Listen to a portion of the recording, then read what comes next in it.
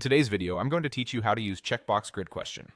If you've ever wanted people to make multiple selections across a structured set of items, like choosing available times across different days or tagging skills across several team members, the Checkbox Grid in Google Forms is a perfect fit.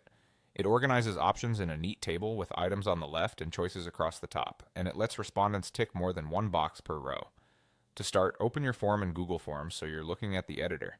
With your form open, add a new question. You'll see a drop-down that controls the question type. Change that to Checkbox Grid. This is important. The Checkbox Grid type is different from the multiple choice grid. A multiple choice grid allows only one selection in each row, while the Checkbox Grid allows multiple selections per row.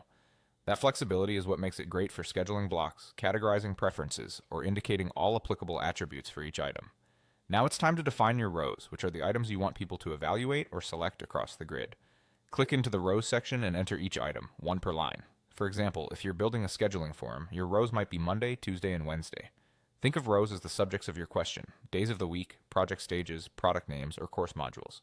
Keep each row label short and specific so it's easy to scan. Next, set up your columns, which are the recurring options shown for every row.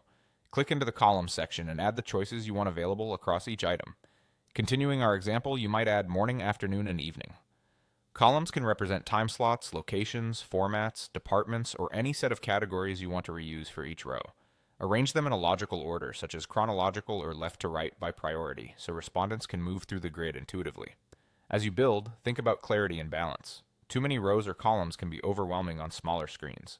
Use concise labels, avoid jargon, and keep parallel wording across columns so people don't have to stop and interpret each cell. Remember, because this is a checkbox grid, people can select more than one option per row, which is ideal when multiple answers can be true at the same time.